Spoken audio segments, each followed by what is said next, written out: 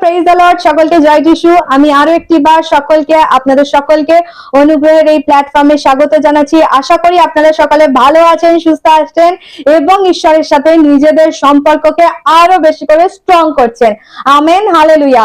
আজকে ঈশ্বরের এই সুন্দর উপস্থিতিতে আপনাদের সকলকে স্বাগত জানাই। হালেলুয়া। আসুন আমরা সকলে মিলে আজকে একটি নতুন বিষয়কে আমরা শিখব, যা ঈশ্বরের আত্মা দ্বারা আমাদেরকে শেখাবে, এবং এই বিষয়টাকে আমরা নিজেদের অন্তরে ধরে রাখবো এবং তার দ্বারা 30 নয়, 60 নয়, 100 গুণ ফসলকে নিয়ে আসবো। Amen, hallelujah. কারণ ঈশ্বর আমাদেরকে এমন ভাবে ডেকেছেন যাতে আমরা ফল ছাড়া নয়, বরং ফল সমেত আমরা যেন আসতে পারি ঈশ্বরের সম্মুখে, আমাদের গাছে যেন ফল ধরে। হালেলুয়া। সেই জন্য ঈশ্বর আমাদেরকে আহ্বান করেছেন। হালেলুয়া। তো আজকে আমরা যে বিষয়কে জানবো, সেই বিষয়টাই জানবার আগে, সেই সুসমাচার শুনবার আগে, সেই মেন টপিকে যাওয়ার আগে আমরা অবশ্যই সর্বশক্তিমানের কাছে প্রার্থনা করব, যাতে আমরা যা কিছু শুনি না কেন তা তিনি আমাদের অন্তরে ধরে রাখতে সাহায্য করেন এবং সেই অনুসারে আমাদের চলতে সাহায্য করেন। চোখ বন্ধ করি এবং ঈশ্বরের উপস্থিতিতে, ঈশ্বরের সম্মুখে যাই। হে আমার স্বর্গীয় পবিত্র পিতা, তোমাকে ধন্যবাদ করি, তোমার সম্মুখে আসি প্রভু এই সময়ে। প্রভু, আজকে আমরা যা কিছু শুনবো, যা কিছু জানবো প্রভু, তা তোমার জ্ঞান বুদ্ধি দ্বারা আমাদেরকে শেখাও, যাতে আমরা সেই পথে চলতে পারি, সেটা ধরে রাখতে পারি এবং সেই অনুসারে আমরা আমাদের জীবনকে কাটাতে পারি এবং তোমার ইচ্ছা অনুসারে যেন চলতে পারি। প্রভু, আমাদের উপর অনুগ্রহ করো। এই সকল সিস্টেমকে, এই সকল কিছুকে প্রভু, আমরা যারা তোমার বাক্যকে শুনবো, আমাদের সকলের হৃদয়কে, কানকে, আত্মাকে প্রভু, দেহ মন প্রাণকে প্রভু, সমস্ত কিছুকেই তোমার হাতে সমর্পিত করি। আমরা যারা শুনবো এই বাক্যের দ্বারা আমরা সকলে যেন আশীর্বাদিত হই। এই প্রার্থনা খ্রিস্ট যিশু তোমার নাম থেকে চাইছি। Amen, hallelujah. হালেলুয়া। আজকে আমরা যে টপিকে জানবো, সেটা টপিকের নাম হলো যিশুই উদ্ধারকর্তা। যিশুই উদ্ধারকর্তা। কি করে আমরা জানবো যে যিশুই উদ্ধারকর্তা? তাহলে এটা জানতে গেলে আমাদেরকে একটু বাইবেলের দিকে দৃষ্টিপাত করতে হবে। বাইবেলের দিকে যদি আমরা দৃষ্টিপাত করি, তাহলে আমরা বাইবেলের প্রথম ভাগে যদি আমরা একদম প্রথমে যদি চলে যাই, তাহলে সেখানে আমরা দেখতে পারবো আদি পুস্তকে কি বিষয় আমরা জেনেছিলাম। আদি পুস্তকে আমরা দেখেছিলাম যে ঈশ্বর জগৎ সৃষ্টির সময় আদম আর হওয়াকে সৃষ্টি করেছিলেন। হালেলুয়া। আদম আর হওয়াকে সৃষ্টি করবার পরে আমরা দেখেছিলাম যে আদম আর হওয়া ঈশ্বরের আজ্ঞার বিরুদ্ধে হয়েছিল এবং হওয়া সেই সাপের কথা শুনে, সেই শয়তানের কথা শুনে যে ফল ঈশ্বর বারণ করেছিলেন খেতে, সেই ফল হওয়া খেয়েছিলেন পেরে এবং তা আদমকেও খাইয়েছিলেন। তার ফলস্বরূপ কি হয়েছিল? তাদের উপরে ঈশ্বরের ভীষণ ক্রোধ নেমে এসেছিল এবং তারা এদনের উদ্যান থেকে বিতাড়িত হয়েছিল এবং তাদের উপর অভিশাপ পড়েছিল মোট কথা, এবং ঈশ্বরের অনুগ্রহ থেকে তারা বঞ্চিত হয়ে গিয়েছিল। যদি আমরা রোমিও তার 3 অধ্যায় 10 থেকে 18 নম্বর পদ দেখি, তাহলে সেখানে আমরা দেখতে পারবো বাক্য বলছে যে পবিত্র শাস্ত্রে লেখা আছে, নির্দোষ কেউ নেই, একজনও নেই। কেউ সত্যিকারের জ্ঞান নিয়ে চলে না, কেউ ঈশ্বরের ইচ্ছা মতো কাজ করে না। সবাই ঠিক পথ থেকে সরে গেছে, সবাই একসঙ্গে খারাপ হয়ে গেছে। ভালো কাজ করে এমন কেউ নেই, একজনও নেই। তাদের মুখ যেন খোলা কবর, জিভ দিয়ে তারা খোসামদের কথা বলে, তাদের ঠোঁটের নিচে যেন সাপের বিষ আছে, তাদের মুখ অভিশাপ ও তেতো কথায় ভরা। খুন করবার জন্য তাদের পা তাড়াতাড়ি দৌড়ে, তাদের পথে ধ্বংস ও সর্বনাশ থাকে, শান্তির পথ তারা জানে না, তারা ঈশ্বরকে ভয়ও করে না। Amen, hallelujah. তাহলে আমরা দেখতে পেলাম কেন এই সমস্ত বিষয়গুলো হয়। এই কারণেই হয় কারণ ঈশ্বরের যে প্রথম সৃষ্টি, যে মনুষ্য, যাকে ঈশ্বর তার নিজের সাদৃশ্যে তৈরি করেছিল, সেই মনুষ্য কি করলো? সেই মনুষ্য ঈশ্বরের আজ্ঞা বিহীন হলো। তার ফলস্বরূপ যতজন সেই আদম আর হবা থেকে জন্মালো, ততজনের মধ্যে একটা অবাধ্যতা কাজ করতে লাগলো। অর্থাৎ আমরা যদি এটাকে খুব সিম্পলিফাই করি, যদি সহজ ভাষায় বলি, তাহলে দেখা যাবে যে মানুষ শুরু থেকেই পাপী, অর্থাৎ মানুষের রক্তেই পাপ মিশে আছে। Hallelujah, hallelujah. এটাকে যদি আমরা একটু ঘুরিয়ে দেখি, তাহলে আমরা একটু সহজভাবে যদি বোঝবার চেষ্টা করি, আমাদেরকে একটা বিষয় জানতে হবে। ঈশ্বরের অনুগ্রহে আমি আপনাদের সকলের সামনে কিছু বিষয়কে জানাতে চাই। আশা করি ঈশ্বর আপনাদেরকে বোঝাতে সাহায্য করবে, আমাকে বোঝাতে সাহায্য করবে আপনাদের, এবং আপনারাও বুঝতে পারবেন ঈশ্বরের অনুগ্রহে। আমেন। এখানে আমরা দেখতে পাবো যে তিনটে আমি মনুষ্যের আকারে একটি চিত্র নিয়েছি, ঠিক আছে? এখানে আমরা দেখব যে এটা হলো মানুষের উপরের অংশ, অর্থাৎ দেহ, যেটাতে আমরা পোশাক আশাক পরি, যেটাতে আমরা সুন্দর সুন্দর মেকআপ করি, যেটাকে আমরা সুন্দরভাবে সাজাই এবং যেটা চোখে দেখা যায়। Amen, hallelujah. অর্থাৎ যেটা আয়নায় দাঁড়ালে আপনি আর আমি দেখতে পাই, সেটা হলো দেহ। তারপরে আছে প্রাণ বা সোল, যেটাকে আমরা দেখতে পাবো না, কিন্তু যেটার মধ্যে সমস্ত রকমের ভালো মন্দ গুণ, যেটার মধ্যে জ্ঞান আছে, বুদ্ধি আছে, যেটার মধ্যে রাগ আছে, ভালোবাসা আছে, হিংসা আছে, পরনিন্দা পরচর্চাও করা হয় যেখানের দ্বারা, যেটাতে আঘাত করলে কেউ খারাপ কথা বলে, যেটা সেন্টিমেন্টে লাগে, সেই সকল বিষয় এই সোলের মধ্যে আছে। তার পরবর্তীতে তৃতীয় যদি বিষয় দেখি, তাহলে সেখানে দেখতে পারবো যে এটা হলো স্পিরিট, যা ঈশ্বরের কাছ থেকে আসে। তাহলে আমরা এখানে তিনটে বিষয়কে দেখতে পেলাম। আমি আরো সহজ করে একটুখানি বলি যে ঈশ্বর মনুষ্যকে সৃষ্টি করেছে বলে মনুষ্যের মধ্যে ঈশ্বর তার প্রাণবায়ুকে দিয়েছেন। আর যা কিছু আছে মনুষ্য ছাড়া, অর্থাৎ কুকুর বা যে সমস্ত প্রাণী আছে, তাদের মধ্যে ঈশ্বরের আত্মা নেই। সুতরাং সেই জন্য তাদের মধ্যে ঈশ্বরের যেহেতু আত্মা নেই, তাদের বিষয়ে এত বিষয়ে আমরা জানবার দরকার নেই, বা তাদের নিয়ে কোনো সমস্যাই নেই। যত কিছু আছে এই মনুষ্যকে নিয়ে। তো আমরা এখানে মনুষ্যের উপরে কনসেন্ট্রেট করব, এবং এখানে দেখতে পেলাম যে দেহ, সোল আর স্পিরিট, এই সোলের মধ্যে আমরা দেখলাম যাবতীয় যা কিছু ভালো মন্দ, খারাপ গুণ, ভালো গুণ সবকিছু আছে। এবারে আমরা যদি দেখি, তাহলে আমরা দেখতে পারবো খ্রিস্টের দ্বারাই আমরা নির্দোষ বলে গ্রাহ্য হই। কেন হই? এবং আমরা দেখবো যে খ্রিস্টের দ্বারাই আমরা নির্দোষ বলে ঈশ্বরের সামনে গ্রহণযোগ্য হই, বা খ্রিস্টের দ্বারাই আমরা উদ্ধার পাই। কিন্তু সেটা কি করে? বা খ্রিস্টের রক্ত দিয়েই আমরা কেন শুচি হতে পারবো, আর অন্য কোনো উপায় নেই কেন? আর কিভাবেই বা হব? তাহলে আমরা দেখব যে বাইবেলে রোমিও তার 3 অধ্যায়ে 22 থেকে 24 নম্বর পদ, বাইবেলে রোমিও তার 3 অধ্যায়ে 22 থেকে 24 নম্বর পদ, আপনার কাছে বাইবেল থাকলে অবশ্যই খুলতে পারেন। সেখানে বলছে, যারা যীশু খ্রিস্টের উপর বিশ্বাস করে, তাদের সেই বিশ্বাসের মধ্যে দিয়েই ঈশ্বর তাদের নির্দোষ বলে গ্রহণ করেন। যিহুদি ও অযহুদি সবাই সমান। এটা একটু ভালো করে আমরা শুনবো। যিহুদি ও অযহুদি সবাই সমান, অর্থাৎ যারা শুধু খ্রিস্টান তারাই নয়, যারা খ্রিস্টান নয়, অর্থাৎ সমগ্র মানব জাতি, সহজ কথায় বললে তারা সকলে ওই একটা উপায়েই নির্দোষ বলে ঈশ্বরের সম্মুখে গ্রহণযোগ্য হবে, সেটা হলো যীশু খ্রিস্টের উপরে বিশ্বাস। Amen, hallelujah. তারপরে যদি দেখি, তাহলে সেখানে দেখবো 24 নম্বর পদ জানাচ্ছে, এই 23 নম্বর পদ জানাচ্ছে, কারণ সবাই পাপ করেছে। এই জগতে এমন কেউ নেই যে কোনো পাপ করেনি, সবাই পাপ করেছে। কারণ আমরা শিখলাম যে মনুষ্যের রক্তেই পাপ মিশে আছে, সৃষ্টি থেকেই সে পাপ করেছে, এবং বাইবেল বলছে কারণ সবাই পাপ করেছে এবং ঈশ্বরের প্রশংসা পাওয়ার অযোগ্য হয়ে পড়েছে। হবা যখন ফলটা পেড়ে খেলো এবং আদমকেও খাওয়ালো, ঈশ্বর কিন্তু সেই ফলটা খেতে বারণ করে দিয়েছিলেন, নিষেধ করেছিলেন। সেটা যখন পেড়ে খেলো, সেটা তো ঈশ্বরের অবাধ্যতার ফল হলো, সেটা তো ঈশ্বরের অনাজ্ঞাকারী হলো। তো সেই কারণে কি ঈশ্বর তার প্রশংসা করবেন? অবশ্যই না। সেই কারণে তারা ঈশ্বরের প্রশংসা পাওয়ার অযোগ্য হলো, এবং তার পরবর্তীতে যারাই সেখান থেকে জন্মেছে, তারা সকলেই পাপ করেছে, এবং পাপকে আমরা সাফ সাফ দেখেছি যে ঈশ্বর পাপকে ঘৃণা করেন, কিন্তু পাপীদের তো নয়। হালেলুয়া।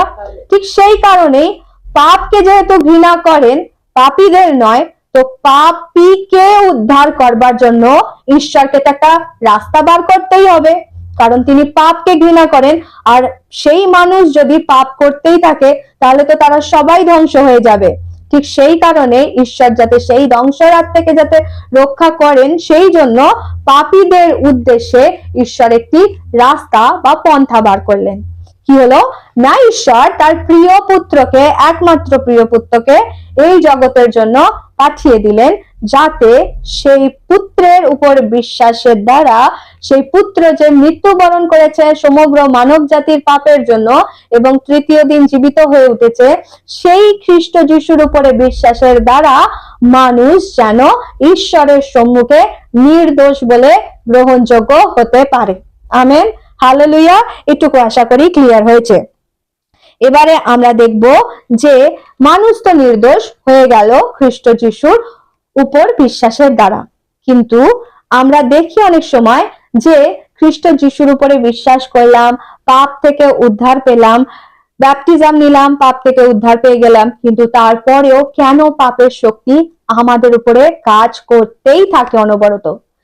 কি এমন বিষয় যে যার ফলে আমরা আবার পাপ থেকে মন তো ফিরিয়ে নিলাম, ব্যাপটিজম নিয়ে নিলাম, প্রভুর কাছে ক্ষমা চেয়ে নিলাম যে আমি আমার পুরনো জীবনে যা কিছু পাপ করেছি সেই সমস্ত কিছুকে প্রভু তোমার রক্ত দিয়ে ধুয়ে শুচি করলাম, সেই পাপ জীবনে আর কখনো ফিরবো না, আমি এবার নতুন জন্ম নিলাম, নতুন রূপে আমি পুনরুত্থিত হলাম, যেভাবে খ্রিস্ট যিশু মৃত্যুর পরে পুনরুত্থিত হয়েছিলেন, আমিও সেভাবে নতুন ভাবে পুনরুত্থিত হলাম।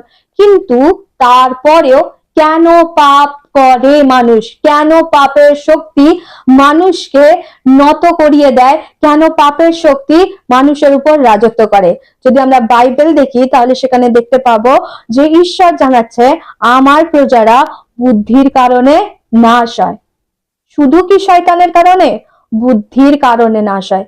কারণ আমাদের মধ্যে সেই কোথাও জ্ঞানটা কোথাও না কোথাও গুপ্ত অবস্থায় রয়েছে বা চাপা পড়ে গেছে, যেটা আমরা বুঝতে পারছি না বলে আমাদের ওপর সেই শক্তিটা এখনো কাজ করে যাচ্ছে, কিন্তু যেটার থেকে আমাদেরকে খ্রিস্ট উদ্ধার করে দিয়েছে।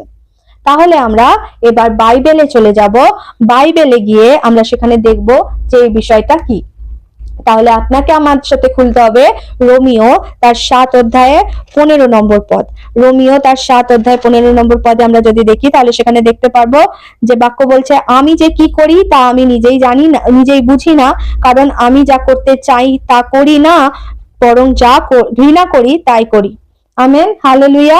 তাহলে আমরা দেখতে পাচ্ছি যে খ্রিস্টকে গ্রহণ করার পরে আমরা বুঝলাম যে পাপ কি, বা কোথা থেকে, বা পাপ থেকে কিভাবে মন ফেরাতে হবে, বা ঈশ্বর পাপকে ঘৃণা করে, এই সমস্ত বিষয়গুলো আমরা বুঝলাম। এরপরে আমাদের ইচ্ছা জাগে কি, আমরা ঈশ্বরের ইচ্ছা মতো চলবো, আমরা খ্রিস্টের মতো করে জীবন যাপন করব। আমরা তো যে পাপ করেছি, যে জীবন কাটিয়েছি খ্রিস্টকে জানবার আগে, সেটা নিশ্চয়ই ভালো ছিল না, এবং যেটার কথা মনে করলে আমাদের ঘৃণা লাগে, যেটার কথা মনে পড়লে আমরা বারবার লজ্জিত হই। তাহলে সুতরাং আমরা নিশ্চয়ই সেই কাজটা রিপিট করব না। আমরা কি করব? আমরা খ্রিস্টের মতো চলবো। খ্রিস্ট যা যা আমাদেরকে জানিয়েছে আমরা সেই অনুসারে চলবো, কিন্তু কোথাও না কোথাও আমরা করতে পারছি না। এবারে কথা হচ্ছে, খ্রিস্টের ইচ্ছা মতো খ্রিস্টকে জেনেছি বলে এবার খ্রিস্টের ইচ্ছা মতো চলতে আমরা চাইছি, কারণ আমরা বুঝতে পারছি আমাদের মধ্যে ভালো কোনো একটা শক্তি কাজ করছে। ওই যে আমরা প্রথমে জেনেছিলাম যে একটা মানুষ 3টে বিষয় নিয়ে তৈরি, দেহ, স্পিরিট, সোল, স্পিরিট। এই স্পিরিটটা ঈশ্বরের থেকে আসা। তো এটা যেহেতু ঈশ্বরের থেকে আসা, সে তো সবসময় চাইবে যার প্রোডাকশন, সে সবসময় চাইবে সেই মালিকের হয়ে কাজ করতে। যেহেতু এটা ঈশ্বরের থেকে আসা, সে তো চাইবে সবসময় যে আমি যেন ঈশ্বরের ইচ্ছা মতো চলি, ঈশ্বরের নির্দেশে কাজ করি, বা আমার এই সমস্ত সিস্টেমটা ঈশ্বর যেমনটা চায় তেমন ভাবেই চলুক। কিন্তু এই সিস্টেমটা সবসময় চেষ্টা করেই যাচ্ছে যে আমি যেমন পাপ করেছি সেই রকমই আমি চলতে থাকি। আমার কোনো ভালো কাজ করার দরকার নেই, আমি যেমন পাপ করেছি সেরকম চলতে থাকি, ঈশ্বরের যেমন অবাধ্য হয়েছি তেমন অবাধ্য হতে থাকি। আর পরিণামস্বরূপ কি হবে? এই সমস্ত এই দেহটা তো মাটিতে মিশে যাবে, আর কি হবে? যে সোলটা যে আত্মাটা ঈশ্বর চাইছে যে উদ্ধার করে স্বর্গরাজ্যে নিয়ে যেতে, সেই আত্মাটা কি হবে? নরকের আগুনে জ্বলে যাবে, যেখানে শয়তান জ্বলবে। হালেলুয়া। এবং এইটার জন্যই খ্রিস্ট যিশু মৃত্যুবরণ করেছেন। এই পাপ স্বভাবটা যে কাজ করছে, এটার জন্যই খ্রিস্ট যিশু মৃত্যুবরণ করেছেন, যাতে আমরা তার উপর বিশ্বাসের দ্বারা আমরাও সেই মৃত্যুর মধ্যে দিয়ে যেতে পারি এবং সেই পাপ থেকে উদ্ধার পেতে পারি। কিন্তু এই পাপ স্বভাবটা কাজ করেই যাচ্ছে কন্টিনিউয়াসলি। এর পরবর্তী বাক্যে যদি আমরা দেখি, তাহলে সেখানে দেখতে পারবো আমরা কেন বেরিয়ে আসতে পারছি না, আমরা সেটাই জানবো। খ্রিস্ট যিশুই আমাদের উদ্ধারকর্তা, আমরা জানলাম, বিশ্বাস করলাম, কিন্তু আমরা যে কেন বেরিয়ে আসতে পারছি না সেটাই জানবো পাপ থেকে। রোমিও তার 7 অধ্যায়ে যদি আমরা দেখি, তারপরে 17 নম্বর পদ থেকে 23 নম্বর পদ আমরা দেখবো। সেখানে দেখবো যে তাহলে দেখা যায় আমি নিজেই এই সব করছি না, কিন্তু আমার মধ্যে যে পাপ বাস করে সেই আমাকে দিয়ে তা করাচ্ছে। আমি জানি আমার মধ্যে, অর্থাৎ আমার পাপ স্বভাবের মধ্যে ভালো বলে কিচ্ছু নেই। যা সত্যি ভালো তা করবার ইচ্ছা আমার আছে, কিন্তু শক্তি নেই। যে সব ভালো কাজ আমি করতে চাই তা করি না, বরং তার বদলে যা চাই না সেই সব মন্দ কাজই আমি করতে থাকি। যা করতে চাই না তাই যখন আমি করি, তখন আসলে আমি নিজে তা করি না, বরং আমার মধ্যে যে পাপ বাস করে সেই আমাকে দিয়ে তা করাচ্ছে। তাহলে আমি নিজের মধ্যে একটা নিয়মকে কাজ করতে দেখতে পাচ্ছি। সেই নিয়মটা হলো এই, যা ভালো তা যখন আমি করতে চাই, তখন মন্দ সব সময় আমার মধ্যে উপস্থিত থাকে। আমার অন্তর ঈশ্বরের আইন কানুনে আনন্দিত হয়, তবুও আমি দেখতে পাচ্ছি যে একটা অন্য রকমের নিয়ম আমার দেহের মধ্যে কাজ করছে। যা ভালো আমার মন তা ভালো বলেই গ্রহণ করে, কিন্তু এই অন্য নিয়মটি আমার মনের বিরুদ্ধে যুদ্ধ করছে এবং আমাকে বন্দী করে রাখছে। আমার মধ্যে যে পাপ আছে, এই নিয়মটা তারই। Amen, hallelujah. আমরা ক্লিয়ারলি দেখতে পেলাম যে আমরা যখন খ্রিস্টকে বিশ্বাস করছি, নির্দোষ বলে গ্রহণ হয়ে যাচ্ছি, কিন্তু তারপরেও একটা অন্যরকম নিয়ম কাজ করছে। যেখানে বাক্য, আমি উদাহরণ দিয়ে বলি, যেখানে বাক্য জানাচ্ছে বাবা মায়ের ওপরে রাগ করো না, বা বাবা মায়ের অনাজ্ঞাকারী হয়েও না। আমরা খ্রিস্টকে জানবার আগে আমরা সেই সকল বিষয় করেছি, বাবা মায়ের বিরুদ্ধে পাপ করেছি, চিৎকার করেছি, মারধর করেছি, হয়তো অনেক সময় অনাজ্ঞাকারী হয়েছি, অনেক খারাপ কিছু বলেছি। কিন্তু খ্রিস্টকে জানবার পরেও আমরা কিন্তু সেখান থেকে বের হতে চাইছি। আমরা চাইছি যে আমরা চুপচাপ থাকবো, নম্র হয়ে থাকবো, যেমন খ্রিস্ট নম্র হয়েছিল। তার মা, সে বলেনি যে আমি ঈশ্বর, তুমি আমাকে চেনো, কিন্তু সেই রকম কিছু বলেনি। সে মাতা মরিয়মের কাছে কি করেছিল? নম্র হয়েছিল। একটা পুত্র যেমন থাকে সে সেইভাবে ছিল। কিন্তু আমরা তার মতো হতে চাইছি, কিন্তু হতে পারছি না। কিন্তু আমরা ব্যাপটিজম নিয়ে নিয়েছি, আমরা খ্রিস্টকে বিশ্বাস করেছি, আমরা বলেছি আমরা নতুন জন্ম পেয়েছি, কিন্তু তবুও আমাদের মধ্যে পুরনো একটা শক্তি কাজ করে যাচ্ছে। আমরা সাফ এখানে বাইবেলে দেখলাম যে একটা অন্য কোনো নিয়ম আমার মধ্যে কাজ করছে, যেটা আমাকে ভালো কিছু যেটা করতে দিচ্ছে না। Amen, hallelujah, hallelujah. সেই ভালো কিছু যেটা করতে দিচ্ছে না, সেটা এখনো তার মানে আমার মধ্যে জীবিত আছে। আমাকে সেই যে ভালো কিছু করতে দিচ্ছে না, সেই মন্দটাকে গোড়া থেকে উপড়ে ফেলতে হবে। এটাই আমাকে বুঝতে হবে আজকে। সেই যেটা ভালো কিছু করতে দিচ্ছে না, সেই যেটা খ্রিস্টের ইচ্ছা মতো আমাকে চলতে দিচ্ছে না, সেটাকেই আজকে আমাকে উপড়ে ফেলতে হবে। সেটা আমাকে আজকে জানতে হবে। বাক্য কি বলছে? তাহলে এখান থেকে আমাকে কে উদ্ধার দেবে? কে উদ্ধার দেবে এখান থেকে? আপনি গিয়ে কোথাও গিয়ে জলেতে কিছু ভাসিয়ে দিন, কোথাও গিয়ে কিছু বেঁধে দিন, যা ইচ্ছা করে নিন, আপনি কোনো কিছুর দ্বারাই এই জায়গাটা থেকে উদ্ধার পেতে পারবেন না। কারণ বাইবেল বলছে, আমরা যদি তার পরের অংশ দেখি, তার সেখানে দেখতে পারবো কি হতভাগা মানুষ আমি। সত্যিই তো, আমরা চেষ্টা করছি কিন্তু আমরা পাচ্ছি না। কি হতভাগা মানুষ আমরা। আমার মধ্যে এই যে পাপ স্বভাব যা মৃত্যু আনে, তার হাত থেকে কি আমাকে রক্ষা করবে? কারণ পাপের ফল আমরা জেনে এসেছি মৃত্যু। যদি একটা মানুষ কন্টিনিউয়াসলি পাপ করতে থাকে, ঈশ্বরের প্রশংসা পাওয়ার অযোগ্য হতে থাকে, ঈশ্বরের ইচ্ছা অনুসারে না চলতে থাকে, তাহলে তো তার ফল মৃত্যুই হবে। তাহলে এই মৃত্যু থেকে আমাকে তো উদ্ধার পেতে হবে। নিশ্চয়ই আমরা কেউ চাই না সেই নরকের আগুনে জ্বলি, কারণ আমরা সবটা জেনে নিয়েছি যে খ্রিস্টের উপর বিশ্বাসের দ্বারা, খ্রিস্ট যেভাবে চলেছে সেইভাবে চলার দ্বারা, খ্রিস্ট যা যা বলেছে সেই আজ্ঞাকে পালন করবার দ্বারা, তার অনুগ্রহের উপর বিশ্বাস করবার দ্বারা, নিজের শক্তিতে নয় সম্পূর্ণরূপে তার উপরে বিশ্বাসের দ্বারা আমরা যদি চলি, তবেই আমরা জীবন পেতে পারবো। কিন্তু এখানে তো একটা অন্য নিয়ম কাজ করছে, যেটা আমাকে সম্পূর্ণ তার বিপরীতে চালাচ্ছে, আর সেটা আমাকে মৃত্যু নিয়ে আসবে। সেই মৃত্যু থেকে কি করে আমি রক্ষা পেতে পারি? বাক্য বলছে আমাদের প্রভু যীশু খ্রিস্টের মধ্যে দিয়ে আমি ঈশ্বরকে ধন্যবাদ দিই। কেন? কারণ তিনি আমাকে রক্ষা করেছেন। Amen, hallelujah. তাহলে তিনি আমাকে রক্ষা করেছেন, খ্রিস্ট যিশুই আমাকে রক্ষা করেছেন। এবার আমরা দেখব যে খ্রিস্ট যিশু যখন মৃত্যুবরণ করলেন, তখন আমরা দেখলাম এই পাপ স্বভাবটার জন্য মৃত্যুবরণ করলেন। তাহলে তিনি যখন মৃত্যুবরণ করলেন, তাহলে আমারও এই পাপ স্বভাবটা, আমি যেহেতু তাকে বিশ্বাস করেছি, তাহলে আমার এই পাপ স্বভাবটারও মরে যাওয়ার কথা, সেও কবর প্রাপ্ত হওয়ার কথা। আচ্ছা, একটা কথা বলুন তো, যে মানুষ মরে গেছে তার আর কিছু থাকতে পারে? ইচ্ছা, ভালো লাগা, খারাপ লাগা, কারোর প্রতি রাগ, হিংসা, অনাজ্ঞাকারী হওয়া, ঈশ্বরের বাধ্য না হওয়া, এই সমস্ত কিছু তো থাকতে পারে না, কারণ সে মরে গেছে। মৃত মানুষের কিছুই থাকে না। তাহলে যেহেতু খ্রিস্ট মৃত্যুবরণ করেছে আমার এই পাপ স্বভাবটার জন্য, তাহলে আমিও মৃত্যুবরণ করেছি এই পাপ স্বভাবটার কাছে। তাহলে এইটা আমার এই পাপ স্বভাবটা, এটা মৃত্যুবরণ করে নিয়েছে। তাহলে এটার আর কোনো অস্তিত্ব নেই। এটার আর যেহেতু কোনো অস্তিত্ব নেই, তাহলে আমি এটা যা বলে, এটা যা করাতো, এটা যা বলাতো, এটা যা কিছু ইচ্ছা করে, আমি এর ইচ্ছা অনুসারে চলবো না। কারণ এই যা কিছু বলবে, বাইবেলের বিরুদ্ধে যদি কিছু যায়, ঈশ্বরের বাক্যের বিরুদ্ধে যদি কিছু যায়, তাহলে আমি সেটা করব না। কারণ আমরা জানি এটা পাপ বলছে, পাপ করাচ্ছে। এবার এটা যেহেতু মরে গেছে, এর আর কোনো অস্তিত্ব নেই। তাই এটা যেটা ঈশ্বরের কাছ থেকে এসেছে, এর অস্তিত্ব আছে, এবং এ সবসময় চাইছে ঈশ্বর যেরকম বলছে সেরকম ভাবে চলতে। এবারে এটা যেহেতু মরে গেছে, এটাকে এবার জানতে হবে, এটা যেহেতু মরে গেছে, এবার আমি পুনরুজ্জীবিত হয়েছি। তার মানে আমার কাছে একটা নতুন একটা আত্মা আছে, নতুন একটা মন আছে, যে যাকে আমাকে দেখতে হবে যে সেই ঈশ্বরের ইচ্ছা মতো চলছে কিনা। আমি খ্রিস্টের সাথে পুনরুত্থিত হয়েছি, তার মানে খ্রিস্টের সাথে পুনরুত্থিত হয়েছি, তার মানে আমাকে দেখতে হবে যে এবার আমি একটা নতুন সোল পেয়েছি, যেটা আমাকে দেখতে হবে খ্রিস্টের বাধ্য হয়ে চলছে কিনা, এই বাক্য অনুসারে চলছে কিনা। তাহলে এটা আমাকে যখন দেখতে হবে, তাহলে আমাকে কি করতে হবে? বাইবেল পড়তে হবে। কারণ এই আত্মা তো ঈশ্বরের থেকে এসছে।